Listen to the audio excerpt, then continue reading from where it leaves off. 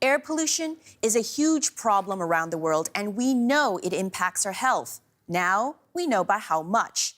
Toxic air shortens our lives by 20 months on average. That's according to the Health Effects Institute in their latest report, The State of Global Air. Now, that 20 number is an average. When you break things down region by region, you can see how Asia stands out. In South Asia, children lose 30 months of their lives. In East Asia, people lose an estimated 23 months. That is 5 times higher, or maybe a better way to think about it is 5 times worse than what you have in North America or Western Europe. Pollution is now a bigger killer than malaria and road accidents. It's as bad as smoking. Here's a closer look. Donning a face mask, part of the morning routine for many school kids in Delhi, where toxic smog engulfs the city for much of the year. Some days, 20 times above the WHO's recommended limit for dangerous fine particles in the air. India is home to 14 of the world's most polluted cities. Exposure to air pollution cuts the life expectancy of kids there by 2.5 years by increasing their risk of chronic heart and lung disease, among other illnesses.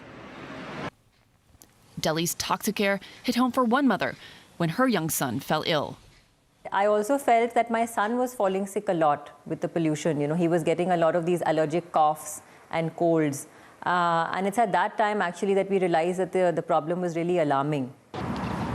In China, the entire population breathes air that exceeds the WHO's safety standard. Toxic air accounted for 1.2 million deaths in China in 2017. Air pollution has dropped in recent years due to government efforts to curb emissions.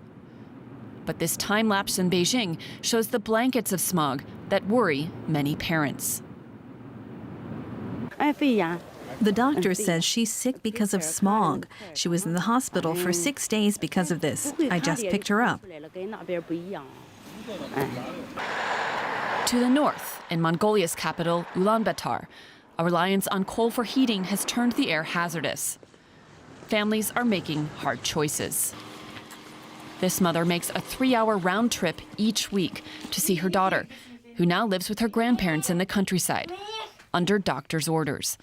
After 2 bouts of pneumonia, Amina's immune system couldn't cope with the city air. I think she got sick because of the smoke.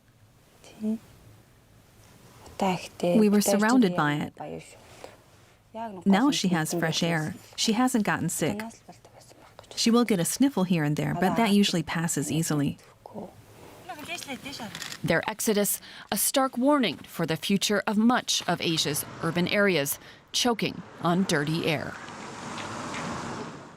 Joining me now is Dan Greenbaum, one of the authors of the study.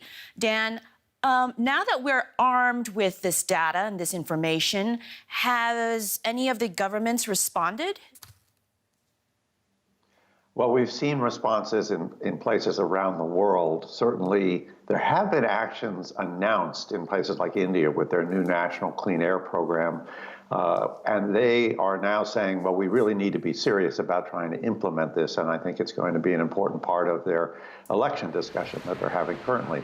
The good news is that in China, we report that they have started to take action. So they've seen improvement, but they still have quite a ways to go. Now, you talk about China in the report as a fairly standout country. Are there other countries that are doing a relatively good job compared to countries that are not really doing much? Well, they really are at the leading edge of the pack of the developing and emerging economies in terms of taking action about air pollution. India has started to. They have a new program to put natural gas into homes instead of burning solid fuels. They are requiring cleaner vehicles, the cleanest vehicles by 2020. But it's going to take a long time in those countries to deal with these problems. The other part of the world that really needs this kind of attention, Eastern Europe, has just started to deal with what fuels are burnt in homes and how those affect outdoor air pollution. Now, there are things that governments can do at the macro level, but I wonder what an individual can do to better improve the air they breathe. One thing that I look at is I see a lot of people in Asia with the face masks, and I've always wondered, do they really work? What personal actions can people take? Well, face masks actually, if they're well designed, can help reduce the exposure, but they're not going, for the most part, to be the major answer to this question. Children can't be wearing these if they're at home in a crib or other places. They're not going to be able to do that. I think a couple of things. First of all, just in your daily actions, if you use less electricity, if you drive less, if you do other things that can reduce the emissions, you have a lot of control to do that. Secondly, there are on the market, some of them work quite well, machines that can filter the air coming into a house, so that at least for your children inside their home, they would be cleaner. But the number one thing is really that personal action to say, I'm going to use less energy, which hopefully will reduce air pollution for everyone. Dan Greenbaum, thank you. Thanks for having me.